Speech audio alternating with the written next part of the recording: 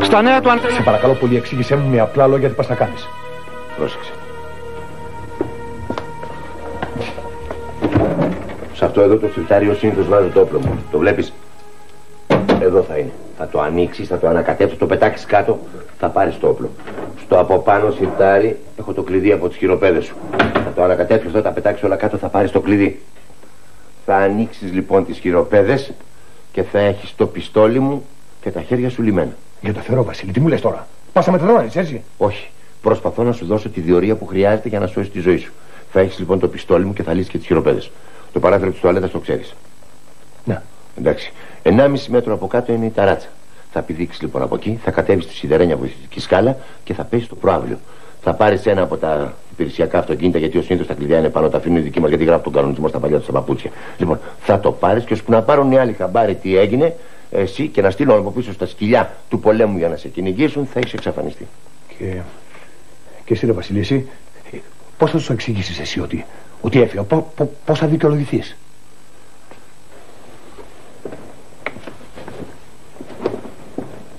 Το σακάκι το βγάλες τώρα. Πρόκειται να παίξουμε box. Ακριβώς. Το βγάζω όμως για να μην λερωθεί από τα αίματα και το καταστρέψω γιατί δεν έχω και πολλά. Και τα αίματα πού θα τα βρούμε, ρε Βασίλη? Θα τα βάλω εγώ, Αραστάθη. Θα τρέξω από τη μύτη μου και το στόμα μου, γιατί υποτίθεται ότι εσύ θα με χτυπήσεις ξαφνικά με τα χέρια και με τις χειροπέδες.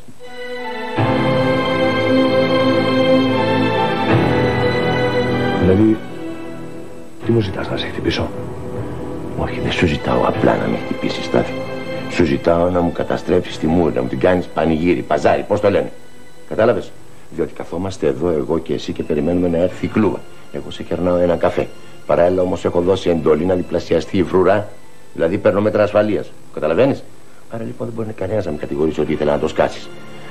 Εσύ όμως, παρόλο που εγώ σου φέρθηκα τόσο φιλικά, γι' αυτό και σε κέρασα τον καφέ, σηκώνεσαι ξαφνικά, με χτυπάς βάναυσα, μου σπάζεις τη μύτη, το στόμα, τα δόντια και φυσικά ώσπου εγώ να συνέλθω, εσύ έχεις πηδήξει από το παράθυρο, κατέβηκες από τη σιδερένια σκάλα, μπήκες στην αυλή, πήρες το περιπολικό και εξαφανίστηκες.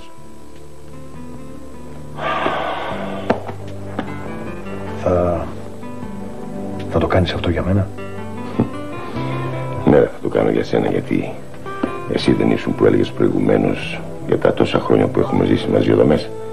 Εσύ δεν ήσουν αυτός που έλεγες γιατί έχουμε πιει το ίδιο κρασί? Εσύ δεν έλεγες ότι έχουμε φάει μαζί ψωμί και αλάτι? Ναι, θα το κάνω αυτό για σένα, γιατί ξέρω πως είσαι αθώος, ρε Στάθη. Θα παίξω κορώνα δράματα την καριέρα μου για να σώσεις τη ζωή σου εσύ. Γι' αυτό λοιπόν, χτύπαμε σου λέω. Χτύπαμε. Όχι, δεν μπορώ να το κάνω αυτό, Βασιλεία. Χτύπαμε σου λέω, γιατί δεν υπάρχει άλλη ευκαιρία. Είναι η μόνη λύση και δεν υπάρχει κι άλλος χρόνος. Το καταλαβαίνεις? Βασιλεία. Χτύπαμε, όλες σου λέω. Χτύπαμε, γιατί σε λίγο θα είναι αργά. Κάθε λεπτό που περνάει είναι μοιραίο. Θα μας χτυπήσουν την πόρτα και θα μας πούν ότι ήρθε η κλούβα και θα είναι αργά. Πολύ αργά για όλα. Εσύ θα πας φυλακή, το καταλαβαίνεις? Θα καταδικαστείς αδιαφθαρμένος. Θα σου ξυλώσουν τη στολή. Θα βγει η γυναίκα σου και το παιδί στον δρόμο.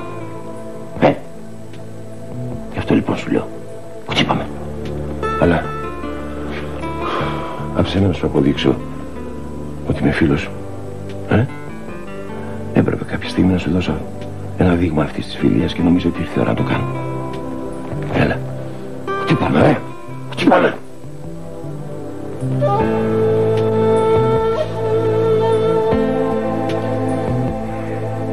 Συγγνώμη, Βασίλη. Άστα συγγνώμη και κάντο.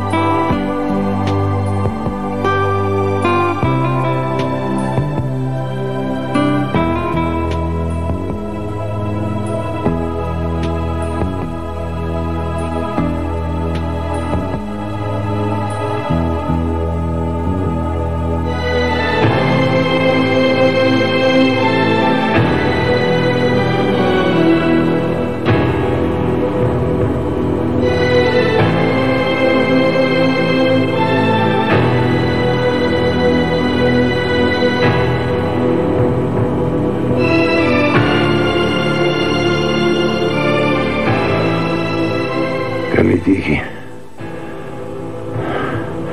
Στο καλό, ρε φίλε.